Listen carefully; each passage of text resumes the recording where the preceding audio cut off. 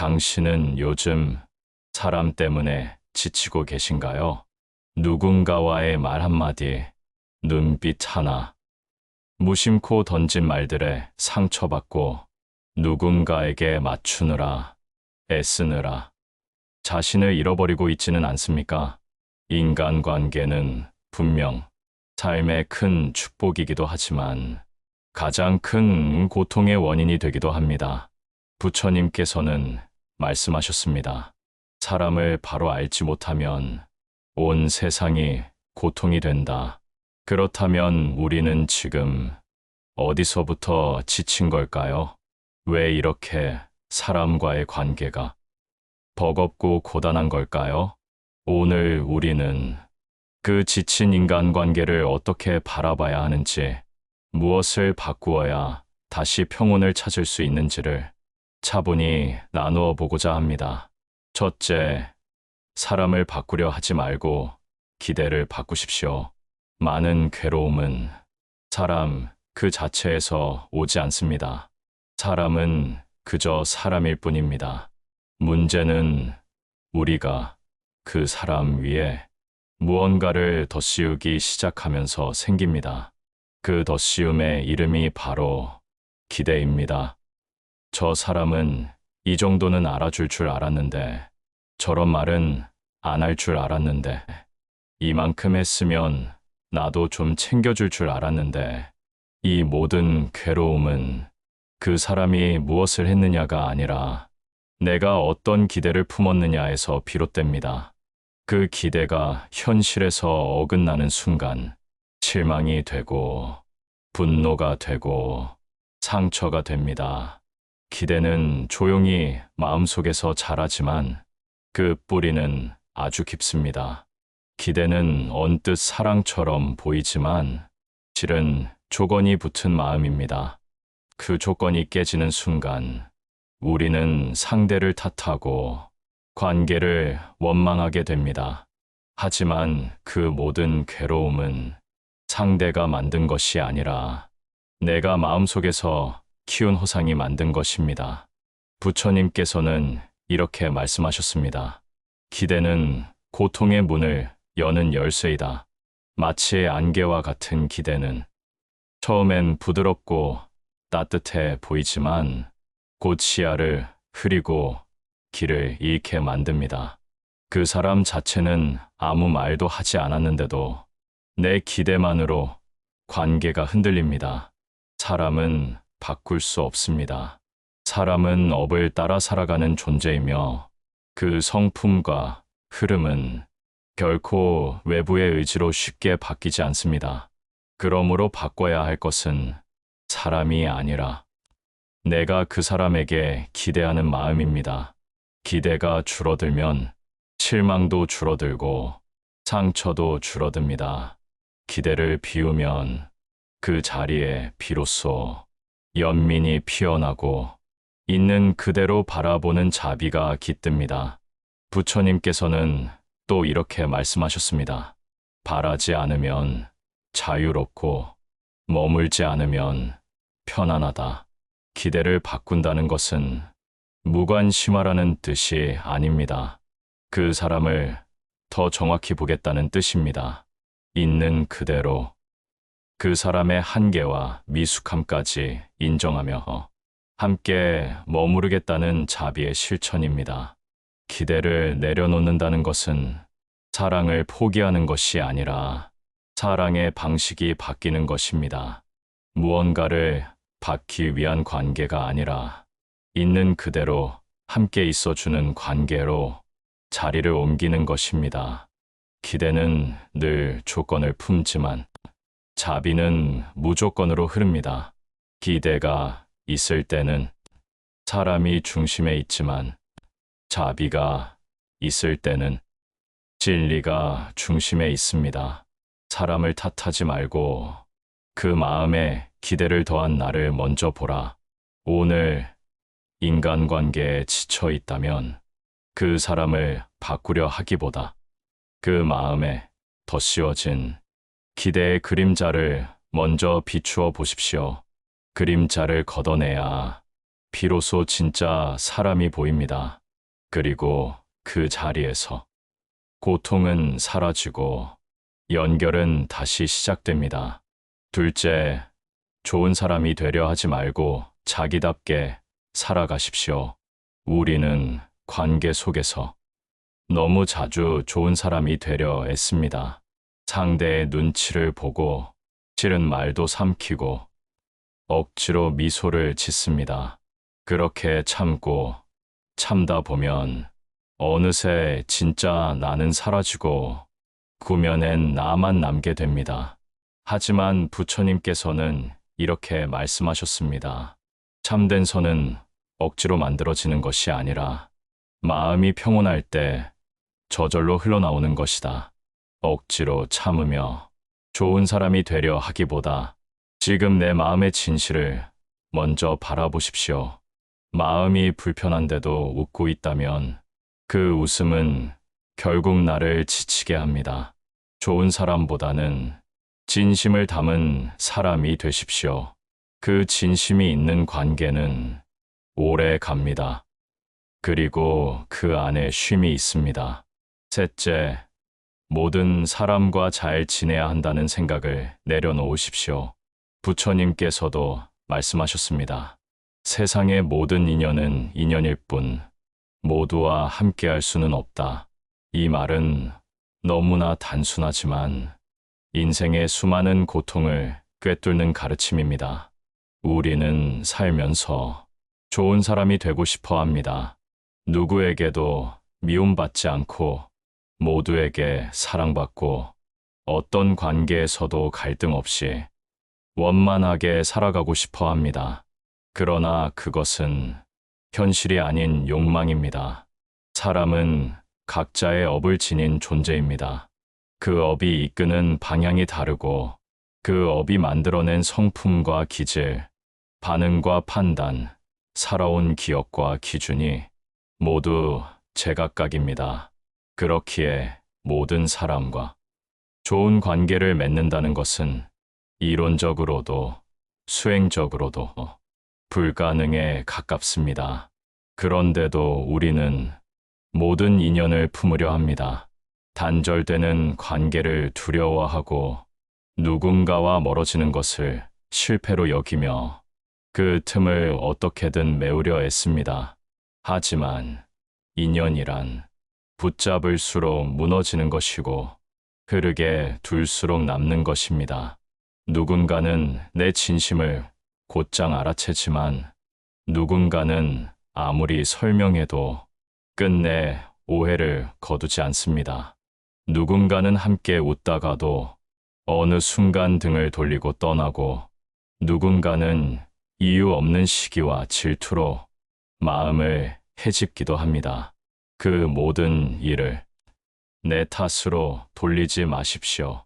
그것은 업과 업의 마찰이고 때로는 더 이상 함께할 수 없는 인연의 끝자락일 뿐입니다.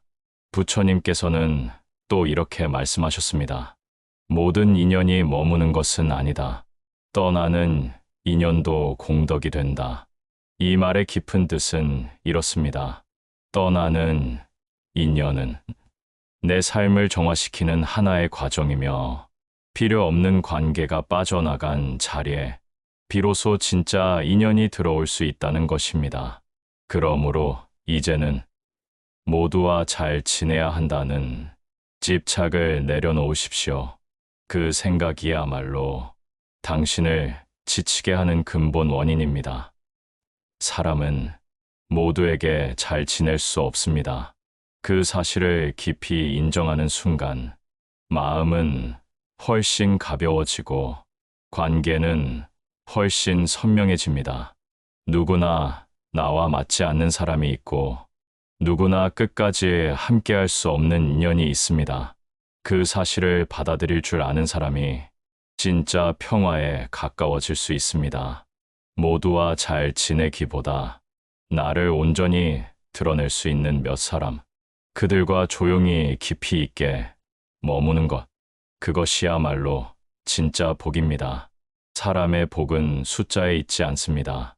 한 사람만으로도 내 삶이 따뜻해질 수 있다면 그 인연 하나면 충분합니다. 그러니 오늘도 모두에게 사랑받기 위한 발버둥을 멈추고 당신이 숨 쉴 수 있는 사람 곁에 조용히 머무르십시오. 그 자리에 진짜 쉼이 있고 진짜 자비가 피어납니다. 넷째, 관계의 본질은 맞춤이 아니라 공존입니다. 많은 사람들이 인간관계에 지치고 힘들어하는 이유는 서로 맞춰야 한다는 생각 때문입니다. 그 사람에게 맞춰야지. 내가 손해보더라도 이해해야지.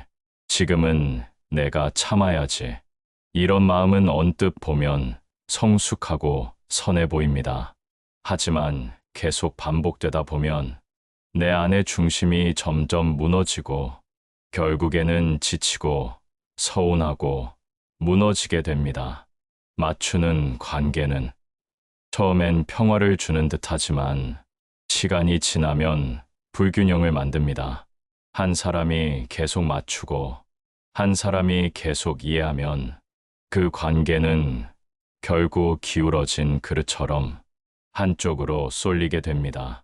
부처님께서는 인간관계에서 맞춤보다 더 높은 가치를 공존이라 말씀하셨습니다. 관계는 맞추는 것이 아니라 다름을 인정한 채 함께 머무는 것입니다. 생각이 다르고, 기질이 다르고, 속도가 다르고, 표현 방식이 다른 사람과 조금 불편하더라도 서로 간섭하지 않고, 서로 비난하지 않고, 있는 그대로를 인정하며 머무는 것. 그것이 진짜 수행이며, 그것이 가능한 사람이 진짜 지혜로운 사람입니다. 불교에서는 차별지라는 개념이 있습니다. 모든 존재의 다름을 꿰뚫어 보되 그 다름을 분별심으로 보지 않고 있는 그대로 수용하는 마음입니다. 이 차별지를 가진 자는 사람을 판단하지 않고 바꾸려 들지 않으며 저 사람은 저런 사람이다 하고 그대로 받아들일 수 있습니다. 부처님께서도 수많은 제자들과 함께 하시면서 그 누구도 억지로 고치려 하지 않으셨습니다. 성품이 급한 제자는 급한 대로, 말이 느린 제자는 느린 대로, 지혜가 빠른 제자는 빠른 대로 인정하시고 각자의 자리에서 깨달음의 길을 걷도록 이끄셨습니다. 다름을 이해하는 것이 지혜이고 함께함을 기뻐하는 것이 자비이다. 관계는 이해시키는 것이 아니라 이해해도 괜찮은 채로 머무는 것입니다. 서로를 고치려 하지 않고 바꾸려 하지 않고 조금 다른 채로, 조금 불편한 채로도 괜찮다고 말할 수 있다면 그때부터 그 관계는 수행이 되고 자비의 장이 됩니다. 공존은 완전한 일치를 목표로 하지 않습니다. 공존은 다름 속에서 흔들리지 않는 마음을 함께 나누는 것입니다. 그러니 관계 속에서 힘이 든다면 더 이상 맞추려 애쓰지 마십시오. 나와 다른 그 사람을 그 다름 그대로 인정하며 바라보십시오. 그 순간 당신의 마음 안에 진짜 자비가 깃들기 시작할 것입니다. 다섯째, 관계에 지쳤다면 먼저 침묵을 선택하십시오. 부처님께서는 침묵의 힘을 아주 자주 강조하셨습니다. 말이 많으면 실수가 많고 침묵하면 지혜가 자란다. 이 말씀은 단지 말을 아끼라는 의미가 아닙니다. 말이 많은 사람은 자신의 마음을 흩뜨리기 쉽고 침묵하는 사람은 자신의 마음을 지켜내기 쉽다는 깊은 수행의 원리입니다. 우리는 관계 속에서 자꾸만 말을 통해 무언가를 풀어내려 합니다. 오해를 해명하려 하고 억울함을 설명하려 하고 상대의 마음을 돌리려 애씁니다. 하지만 말을 많이 한다고 관계가 좋아지는 것은 아닙니다. 오히려 어떤 말은 의도와는 다르게 전해지고 한마디가 또 다른 오해를 낳으며 서로의 마음을 더 멀어지게 합니다. 그럴 땐 억지로 말로 풀려 하지 말고 조용히 침묵 속에 머무르십시오. 침묵은 단절이 아닙니다. 침묵은 돌아보는 수행입니다. 말은 바깥으로 향하지만 침묵은 안으로 향합니다. 그 안으로 향하는 마음이 자신을 보게 하고 관계를 다시 보게 하며 더 넓은 지혜를 머금게 합니다. 부처님께서는 또 이렇게 말씀하셨습니다. 말로 다 하지 말고 마음으로 깨달으라. 말로는 해결되지 않는 일이 있습니다. 관계도 그 중 하나입니다. 상대의 말은 나의 의도를 다 담지 못하고 나의 말도 상대의 아픔을 다 헤아리지 못합니다.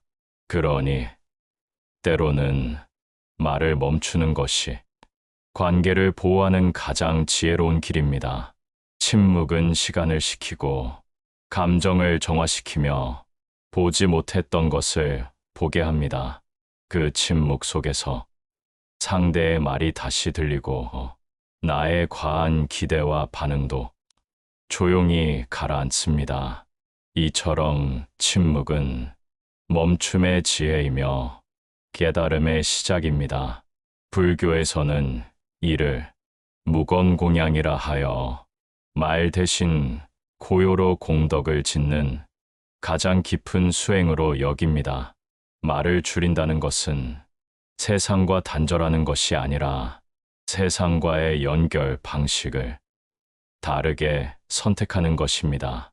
소리 없는 말, 설명 없는 진심, 침묵 속의 배려는 말보다 더 깊게 전해지고 더 오랫동안 머뭅니다. 그러니 관계에 지쳐 있다면 말로 바꾸려 하기보다 먼저 침묵을 선택하십시오. 그 침묵이 당신의 마음을 지키고 관계를 되돌아보게 하며 때로는 오히려 그 관계를 더 깊은 자리로 이끌어 줄 것입니다. 말은 흘러가지만 침묵은 머무릅니다. 그 머무름 속에서 우리는 비로소 사람과 사람 사이에 놓인 마음을 진심으로 마주하게 됩니다. 여섯째, 내 안의 결핍을 채우려 하지 마십시오. 우리는 관계를 통해 위로받고 인정받고 사랑받고 싶어 합니다. 그 욕구 자체는 인간으로서 지극히 자연스러운 본능이며 살아있는 존재로서의 감정입니다. 하지만 그 감정이 관계의 중심이 되고 그 감정으로부터 행복을 기대하기 시작하면 관계는 금세 무너집니다. 그 사람이 나를 이해해줬으면, 그 사람이 나를 채워줬으면, 그 사람이 나를 필요로 해줬으면, 이런 바람이 깊어질수록 관계는 사랑의 형태를 한 집착이 됩니다. 집착은 처음에는 달콤해 보이지만 그 끝은 언제나 고통으로 이어집니다. 왜냐하면 그 누구도 당신 안의 빈자리를 완전히 채워줄 수는 없기 때문입니다. 사람은 결핍을 채우는 도구가 아니라 결핍을 함께 이해해 줄 수 있는 동반자일 뿐입니다. 부처님께서는 이렇게 말씀하셨습니다. 사람은 나를 채우는 존재가 아니라 내 안의 자비를 나누는 존재이다. 이 말씀은 상대에게 무엇을 받을까에서 내가 무엇을 함께 나눌 수 있을까로 관계의 관점을 바꾸라는 가르침입니다.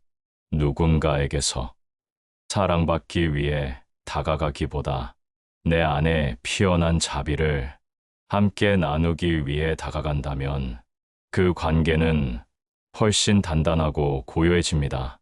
외로움, 결핍, 허전함은 누군가가 아닌 나 자신이 바라보고 채워야 할 몫입니다. 그 결핍은 사람을 통해 해결하려 할수록 더 깊어지고 고요한 마음을 통해 들여다볼수록 자연스럽게 녹아내립니다. 불교에서는 수행이란 곧 자기의 안의 결핍과 마주하는 과정입니다. 명상, 묵언, 기도, 고요한 독경 속에서 마음은 점점 단단해지고 내면의 빈자리는 자비와 평정으로 채워집니다. 이처럼 스스로의 마음을 다져낸 사람은 누구와의 관계에서도 흔들리지 않습니다. 관계가 잘 풀리지 않아도 자신의 평정을 잃지 않고 상대가 자신을 몰라줘도 스스로의 가치를 꺾지 않습니다.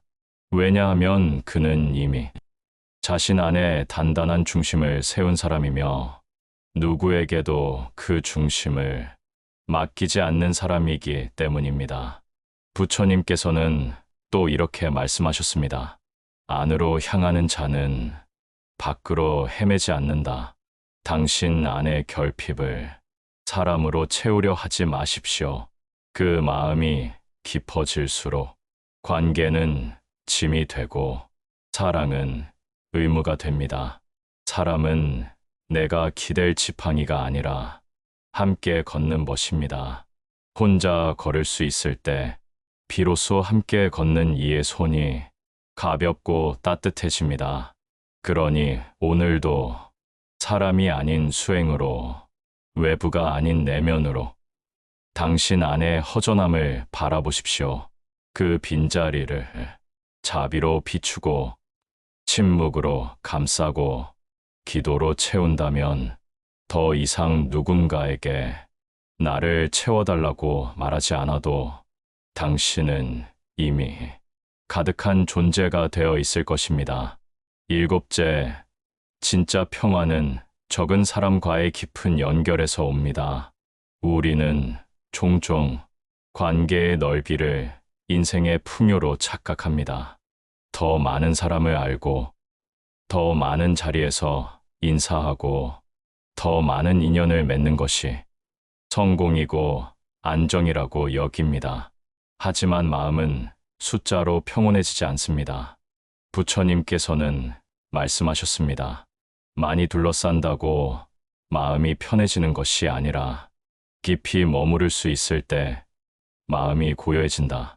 사람이 많아질수록 마음은 더 바빠지고 신경은 더 흩어지고 자신이 누구인지조차 잊기 쉬워집니다. 복잡한 인간관계는 마음의 표면을 흔들고 본래의 나를 가리는 먼지가 되기 쉽습니다. 그래서 부처님께서도 수많은 제자 중 소수와 깊이 머무셨습니다.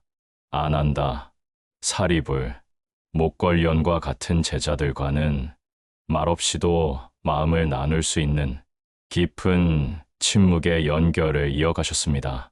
그 침묵 속에서 진짜 가르침이 전해졌고 진짜 평화가 머물렀습니다. 우리 역시 마찬가지입니다. 모든 사람에게 좋은 사람일 필요 없습니다. 모든 인연에 매끄러울 필요 없습니다. 그보다는 딱 한 사람, 내가 마음을 놓고 숨 쉴 수 있는 사람, 그 한 사람과의 연결이 진짜 마음의 안식처가 됩니다. 관계는 수학이 아니라 머물입니다. 잠시 좋았다 사라지는 인연보다 오래 조용히 곁에 있는 인연이 진짜 복입니다. 많은 사람에게 잘 보이려 하지 마십시오. 많은 모임, 많은 말, 많은 유대 속에서 오히려 마음이 텅 비어갈 수 있습니다. 부처님께서는 또 이렇게 말씀하셨습니다. 복은 많은 이 속에 있지 않고 나를 이해하는 한 사람 곁에 있다. 그 한 사람이 있다면 내 마음은 굳이 증명하지 않아도 되고 말을 많이 하지 않아도 되며 비워진 모습 그대로 머물 수 있습니다. 그러한 인연 속에서 진짜 수행이 시작되고 마음은 자라납니다. 그러니 많은 관계에 힘을 쏟느라 자신을 잃지 마십시오. 오히려 깊이 연결된 소수의 사람, 그들과의 조용한 머물미 당신을 지키고 당신의 삶을 따뜻하게 비출 것입니다. 평화는 숫자에서 오지 않고 깊이에서 옵니다. 그 깊이는 사람의 수가 아니라 마음이 나누는 진실의 크기로 결정됩니다. 오늘 당신 곁에 그런 한 사람이 있다면 그 인연을 귀하게 여기십시오. 그 사람은 당신의 업이 맺어준 가장 고요한 선물일 수 있습니다. 인간관계가 지친 이유는 사람 때문이 아닙니다. 내 마음이 너무 애썼기 때문입니다. 기대하고 맞추고 채우려 했던 그 마음이 스스로를 지치게 만든 것입니다. 이제는 바꿔야 합니다. 사람을 바꾸는 것이 아니라 기대를 내려놓고 말을 줄이고 자신을 돌아보는 것으로. 그렇게 단단해진 마음은 어떤 관계에서도 흔들리지 않습니다. 그리고 그 마음에서 비로소 자비가 피어나기 시작합니다. 당신의 지친 마음이 조금은 가벼워지길 바랍니다. 그리고 그 마음에 작은 평화가 스며들기를 간절히 기도드립니다. 구독과 좋아요는 더 깊은 가르침을 전하는 큰 힘이 됩니다.